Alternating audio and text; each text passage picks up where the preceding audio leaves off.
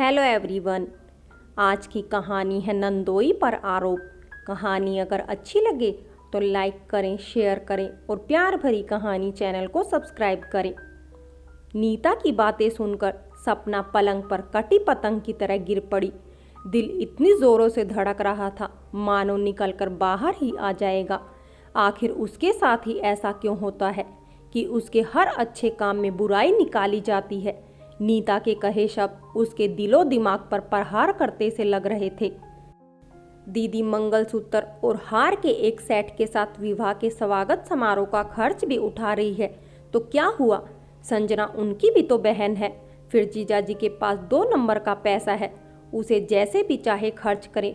हमारी 2 बेटियां हैं, हमें उनके बारे में भी तो सोचना है।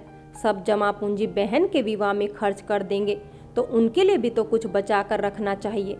भाई के साथ हो रही नीता भाभी की बातें सुनकर सपना अवाक रह गई तथा बिना कुछ कहे अपने कमरे में चली गई।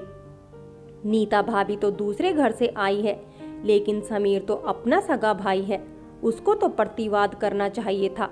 वह तो अपने जीजा के बारे में जानता है। यह ठीक है कि उसके पति सुनील एक ऐसे विभाग अधीक्षण अभियंता है कि जिसमें नियुक्ति पाना खोया हुआ खजाने पाने जैसा है, लेकिन सबको एक ही रंग में रंग लेना क्या उचित है? क्या आज वास्तव में सच्चे और ईमानदार लोग रह ही नहीं गए हैं? बाहर वाले इस तरह के आरोप लगाए तो समझ में भी आती है, क्योंकि उन्हें तो खुद को अच्छा साबित करने के लिए दूसरों पर कीचड़ उछालना ही है। पर जब अपने ही अपनों को न समझ पाए तो बात बर्दाश्त से बाहर हो जाती है। एक मछली सारे तालाब को गंदा कर देती है। आज उसे वह कहावत सत्य प्रतीत हो रही थी, वरना सुनील का नाम उन्हें जानने वाले लोग आज भी श्रद्धा से लेते हैं। स्थानांतरण के साथ ही कभी कभी उनकी शोहरत उनके वहां पहुंचने से पहले ही पहुंच जाया करती है। ऐसा नहीं है कि अपनी ईमानदारी की वजह से सुनील को कोई तकलीफ नहीं उठानी पड़ी। बार बार स्थानांतरण, अपनी ही सहयोगियों द्वारा असहयोग, सब कुछ तो उन्होंने झेला है। कभी कभी तो उनके सीनियर भी उनसे कह देते थे, भाई तुम्हारे साथ तो काम करना भी कठिन है, स्वयं को कुछ तो हालात के साथ बदलना सीखो। पर सुनील न जाने किस मिट्टी के बने थे कि उन्होंने बड़ी से बड़ी परेशानियां सही, पर हालात से समझौता नहीं किया और न ही सच्चाई व ईमानदारी के रास्ते से विचलित हुए।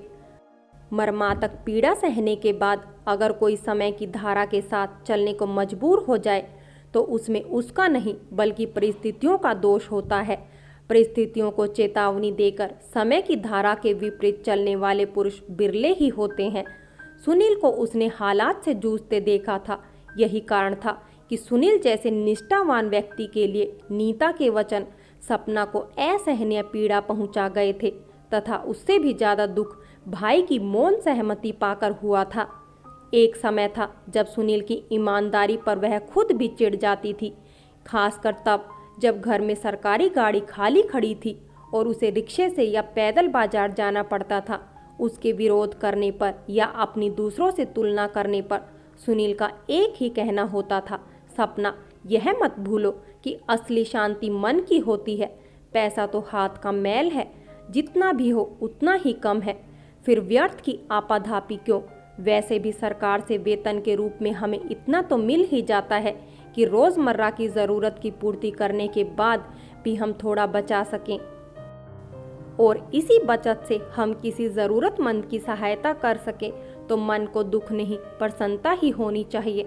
इंसान को 2 वक्त की रोटी के अलावा और क्या चाहिए? सुनील की बातें सपना को सदा ही आदर्शवाद से प्रेरित लगती रही थी। भला अपनी खून पसीने की कमाई को दूसरों पर लुटाने की क्या जरूरत है, खासकर तब जब वह सहयोगियों की पत्नियों को गहने और कीमती कपड़ों से लदे फदे देखती और किट्टी पार्टियों में काजू बादाम के साथ शीतल पेय परोसते समय उसकी ओर लक्ष्य कर व्यंग्यात्मक मुस्कान फेंकती। बाद में सपना को लगने लगा था कि ऐसी स्त्रियां गलत और सही में भेद नहीं कर पाती हैं। शायद वे यह भी नहीं समझ पाती कि उनका यह दिखावा उस काली कमाई से है जिसे देखना भी भले लोग पाप समझते हैं। सपना के संस्कारी मन ने सदा सुनील की इस ईमानदारी की दाद दी है। अचानक उसे वह घटना याद आ गई जब सुनील के विभाग के ही एक अधिकारी के घर छापा पड़ा और तब लाखों रुपए कैश और ज्वेलरी मिलने पर उनकी जो फजीहत हुई, उसे देखने के बाद तो उसे भी लगने लगा कि ऐसी आपाधापी किस काम की, जिससे कि बाद में किसी को मुंह दिखाने के काबिल ही ना रहे। आश्चर्य तो तब हुआ जब उस अधिकारी के बहुत करीबी दोस्त, जो वफादारी का दम भरते थे, उस घटना के बाद उससे कन्नी काटने लगे। शायद उन्हें लगने लगा था कि कहीं उसके साथ वह भी लपेटे में न आ जाए। उस समय उसकी पत्नी को अकेले ही उनकी जमानत के लिए भाग दौड़ करते देख यही लगा था कि बुरे काम का नतीजा बुरा ही होता है। आज नीता की बातें सपना को बेहद व्यथित कर गई। आज उसे दुख इस बात का था कि बाहर वाले तो बाहर वाले, उसके अपने घर वाले ही सुनील की ईमानदारी पर शक कर रहे हैं, जिनकी जब तक वह सहायता करते रहे दूसरों से इंसान लड़ भी ले, पर जब अपने ही कीचड़ उछालने लगे तो इंसान जाए भी तो कहाँ जाए। वह तो अच्छा हुआ कि सुनील उसके साथ नहीं आए, वरना उनके कानों में नीता के शब्द पड़ते तो वो क्या सोचते। सपना को नींद नहीं आ रही थी। अनायास ही अतीत उसके सामने चलचित्र की भांति गुजरने लगा। पिताजी एक सरकारी स्कूल में अध्यापक थे। अपनी पढ़ाने की कला के कारण वह स्कूल के सभी विद्यार्थियों में लोकप्रिय थे। वह शिक्षा को समाज उत्थान का जरिया मानते थे। यही कारण था कि उन्होंने कभी ट्यूशन नहीं ली, पर अपने छात्रों की समस्याओं के लिए उनका द्वार हमेशा खुला रहता था। सुनील भी उनके ही स्कूल में पढ़ते थे। पढ़ने में तेज तथा धीर गंभीर और अन्य छात्रों से अलग पढ़ाई में ही रहने लगे थे। पिताजी का स्नेह पाकर वे कभी कभी अपनी समस्याओं के लिए हमारे घर आया करते थे। न जाने क्यों सुनील का धीर गंभीर स्वभाव माँ को बेहद भाता था। कभी कभी वह हम भाई बहनों को उनका उदाहरण भी देती थी। एक बार पिताजी घर पर नहीं थे। माँ ने उनके परिवार के बारे में पूछ लिया। माँ की सहानुभूति पाकर उनके मन का लावा फूट फूट कर बह निकला। पता चला कि उनकी माँ सौतेली है तथा पिताजी अपने व्यवसाय में इतने व्यस्त रहते हैं कि बच्चों की ओर ध्यान ही नहीं दे पाते। सौतेली माँ से उनके 2 भाई हैं।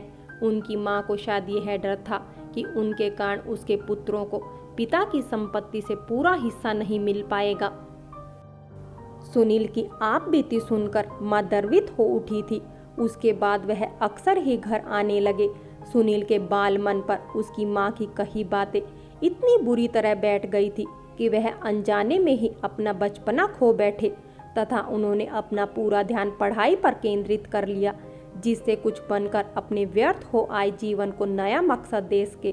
पिताजी के रूप में सुनील को न केवल गुरु वर्ण, अभिभावक एवं संरक्षक भी मिल गया था।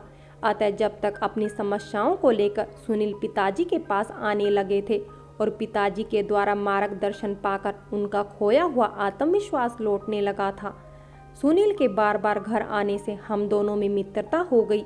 समय पंख लगाकर उड़ता जा रहा और समय के साथ ही हमारी मित्रता प्रगाढ़ता में बदलती चली गई। सुनील का परिश्रम रंग लाया। प्रथम प्रयास में ही उनका रुड़की इंजीनियर कॉलेज में चयन हो गया और वह वहां चले गए। सुनील के जाने के बाद मुझे महसूस हुआ कि मेरे मन में उन्होंने ऐसी जगह बना ली है जहां से उन्हें निकाल पाना असंभव है। पिताजी को भी मेरी मनोस्थिति का आभास हो चला था, किंतु वह सुनील पर दबाव डालकर कोई फैसला नहीं करवाना चाहते थे और यही मत मेरा भी था। रुड़की पहुंचकर सुनील ने एक छोटा सा पत्र पिताजी को लिखा था, जिसमें अपने पढ़ाई के जिक्र के साथ घर भर की कुशल क्षेम पूछी थी, पर पत्र में कहीं भी मेरा कोई जिक्र नहीं था। इसके बाद भी जो भी पत्र आते मैं ध्यान से पढ़ती, पर हर बार मुझे निराशा ही मिलती। मैंने सुनील का यह रुख देखकर अपना ध्यान पढ़ाई में लगा लिया तथा सुनील को भूलने का प्रयत्न करने लगी। दिन बीतने के साथ यादें भी धुंधली पड़ने लगी थी। मैंने भी धुंध हटाने का प्रयत्न न कर पढ़ाई में दिल लगा लिया। हायर सेकेंडरी करने के बाद मैं इंटीरियर डेकोरेशन का कोर्स करने लगी थी। एक दिन मैं कॉलेज से लौटी तो एक लिफाफा छोटी बहन संजना ने मुझे दिया। पत्र पर जानी पहचानी लिखावट देखकर मैं चौंक उठी। धड़कते दिल से लिफाफा खोला। लिखा था, सपना इतने सालों बाद मेरा पत्र पाकर आश्चर्य कर रही होगी, पर फिर भी आशा करता हूँ कि मेरी बेरुखी को तुम अन्यथा नहीं लोगी। यद्यपि हमने कभी अपने प्रेम का इजहार नहीं किया, पर हमारे दिलों में एक दूसरे की चाहत की जो लौ जली थी, उससे मैं अनजान नहीं था। मुझे अपने प्यार पर विश्वास था, बस समय का इंतजार कर रहा था। आज वह समय आ गया है। तुम सोच रही होगी कि अगर मैं वास्तव में तुमसे प्यार करता था तो इतने सालों तक तुम्हें पत्र क्यों नहीं लिखा। तुम्हारा सोचना सच है, पर उन दिनों मैं इन सब बातों से हटकर अपना पूरा ध्यान पढ़ाई में लगाना चाहता था। मैं तुम्हारे योग्य बनकर ही तुम्हारे साथ आगे बढ़ना चाहता था। अब मेरी पढ़ाई समाप्त हो चुकी है तथा मुझे अच्छी नौकरी भी मिल गई है। आज ही ज्वाइन करने जा रहा हूँ। अगर तुम कहो तो अगले हफ्ते आकर गुरुजी से तुम्हारा हाथ मांग लूँ, लेकिन विवाह मैं 1 साल बाद ही करूँगा, क्योंकि तुम तो जानती ही हो मेरे पास कुछ भी नहीं है तथा पिताजी से कुछ भी मांगना या लेना मेरे सिद्धांतों के खिलाफ है। मैं चाहता हूँ कि जब तुम घर में कदम रखो तो घर में कुछ तो हो। गृहस्थी का थोड़ा बहुत जरूरी सामान जुटाने के बाद ही तुम्हें लेकर आना चाहूँगा। अतः मुझे आशा है कि मेरी भावनाओं का सम्मान करते हुए जहाँ इतना इंतज़ार किया वहीं कुछ दिन और करोगी, पर यह कदम मैं तुम्हारी स्वीकृति के बाद ही उठाऊंगा। एक पत्र इसी बारे में मैं गुरुजी को भी लिख रहा हूँ। अगर इस रिश्ते के लिए तुम तैयार हो तो दूसरा पत्र गुरुजी को दे देना। जब वे चाहेंगे मैं आ जाऊँगा। पत्र पढ़ने के साथ ही मेरे मन के तार झंझरित हो उठे थे। इंतजार की एक एक घड़ी काटनी कठिन हो रही थी। पिताजी को पत्र दिया तो वह भी खुशी से उछल पड़े। घर में सभी खुश थे। इतने योग्य दामाद की तो शायद किसी ने कल्पना भी नहीं की थी। आखिर वह दिन भी आ गया जब सीधे सादे समारोह में मात्र 2 जोड़ी कपड़ों में मैं विदा हो गई। माँ को मुझे सिर्फ 2 जोड़ी कपड़ों में विदा करना अच्छा नहीं लगा था, लेकिन सुनील की जिद के आगे सब विवश थे। हाँ, पिताजी जरूर अपने दामाद के मनोभावों को जानकर गर्वोन्वित हो उठे थे। विवाह के कुछ साल बाद ही पिताजी का निधन हो गया। समीर उस समय मेडिकल के प्रथम वर्ष में था। संजना छोटी थी। माँ पर तो जैसे दुखों का पहाड़ ही टूट पड़ा था। पेंशन में देरी के साथ पीएफ का पैसा भी नहीं मिल पाया था। घर खर्च के साथ ही समीर की पढ़ाई का खर्च चलाना माँ के लिए कठिन काम था। तब सुनील ने ही माँ की सहायता की थी। सुनील से सहायता लेने पर माँ झिझकती तो सुनील कहते, माँ जी, क्या मैं आपका बेटा नहीं हूँ? जब समीर आपके लिए करेगा तो क्या आपको बुरा लगेगा? यद्यपि माँ ने पिताजी का पैसा मिलने पर तब मांगी रकम को लौटाया भी था, पर सुनील को उनका ऐसे लौटाना अच्छा नहीं लगा था। उनका कहना था कि ऐसी सहायता से क्या लाभ जिसका हम प्रतिदान चाहें। अतः जब भी ऐसा हुआ मैं माँ के द्वारा लौटाई राशि को बैंक में संजना के नाम से जमा करती रही। वह सुझाव भी सुनील का ही था। संजना उसके विवाह के समय केवल 7 वर्ष की थी। सुनील ने उसे गोद में खिलाया था। वह उसे अपनी बेटी मानते थे, इसलिए संजना के प्रति अपने कर्तव्यों की पूर्ति करना चाहते थे और साथ ही माँ का भार कम करने में अपना योगदान देकर उनकी सहायता के साथ गुरुजी के प्रति अपनी श्रद्धा को बनाए रखना चाहते थे। वैसे भी हमारे 2 पुत्र ही हैं। पुत्री की चाह दिल में ही रह गई थी। शायद ऐसा करके सुनील संजना के विवाह में बेटी न होने के अपने अरमान पूरा करना चाहते हैं।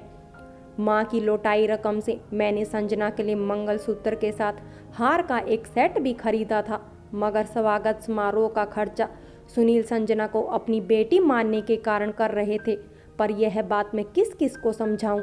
समीर के मौन और नीता की बातों ने सपना को मर्महात पीड़ा पहुंचाई थी। कितना बड़ा आरोप लगाया है उसने सुनील की ईमानदारी पर। सुनियोजित बचत के कारण जिस धन से आज वह बहन के विवाह में सहायता कर पा रही है, उसे 2 नंबर का धन कह दिया। वैसे भी 20 साल की नौकरी में क्या इतना भी नहीं बचा सकते कि कुछ गहनों के साथ एक स्वागत समारोह का खर्चा उठा सकें? इसे 2 नंबर के पैसे की बात कहाँ से आ गई? क्या इंसानी रिश्तों का, भावनाओं का कोई महत्व नहीं रह गया? निज स्वार्थ में लोग इतने अंधे क्यों हो जाते हैं कि खुद को सही साबित करने के प्रयास में दूसरों को कटघरे में खड़ा करने में भी हिचक नहीं होती। उसका मन किया कि जाकर नीता की बात का प्रतिवाद करे, लेकिन नीता के मन में जो संदेह का कीड़ा कुलबुला रहा है, वह क्या उसके प्रतिरोध करने पर से दूर हो जाएगा? नहीं नहीं, वह अपनी तरफ से कोई सफाई पेश नहीं करेगी। यदि इंसान सही है और निस्वार्थ भाव से कर्म में लगा है तो देर सबेर सच्चाई दुनिया के सामने आ ही जाएगी। अचानक सपना ने एक निर्णय लिया कि संजना के विवाह के बाद वह इस घर से नाता तोड़ लेगी। जहां उसे तथा उसके पति को मान सम्मान नहीं मिलता, वहां आने से क्या लाभ। उसने बड़ी बहन का कर्तव्य निभा दिया। भाई पहले ही स्थापित हो चुका है तथा 2 दिन बाद छोटी बहन भी नए जीवन में प्रवेश कर जाएगी।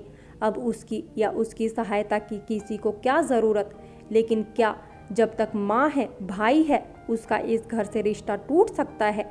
अंतर्मन ने उसे झकझोरा।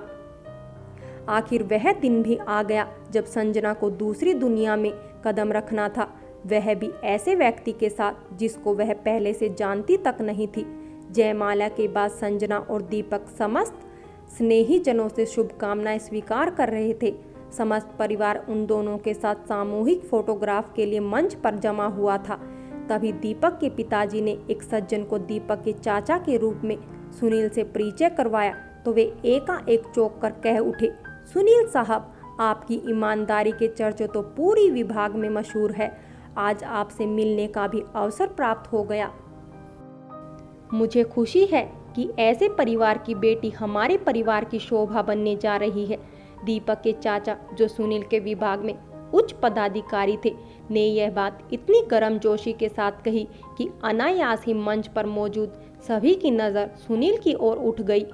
एकाएक सपना के चेहरे पर चमक आ गई। उसने मुड़कर नीता की ओर देखा तो समीर की ओर देखते हुए पाया उसकी निगाहों में क्षमा का भाव था या कुछ और, वह समझ नहीं पाई। लेकिन उन सज्जन के इतना कहने भर से ही उसके दिलो दिमाग पर से पिछले कुछ दिनों से रखा बोझ हट गया। सूक्ष्म आश्चर्य तो उसे इस बात का था कि एक अजनबी ने पल भर में ही उसके दिल के उस डंक को कम किया जिसे उसके अपनों ने दिया था। आखिर सच्चाई सामने आ ही गई। ऐसा तो एक दिन होना ही था, पर इतनी जल्दी और ऐसे होगा सपना ने सपन में भी नहीं सोचा था। वास्तव में जीवन के नैतिक मूल्यों में कभी बदलाव नहीं होता। वह हर काल, परिस्थिति और समाज में हमेशा एक से ही रहे हैं और रहेंगे। यह बात अलग है कि मानव निज स्वार्थ के लिए मूल्यों को तोड़ता मरोड़ता रहता है। प्रसन्नता तो उसे इस बात की थी कि आज भी हमारे समाज में ईमानदारी जिंदा है। फ्रेंड्स, कहानी अगर अच्छी लगी हो तो लाइक करें, शेयर करें और प्यार भरी कहानी चैनल को सब्सक्राइब करें।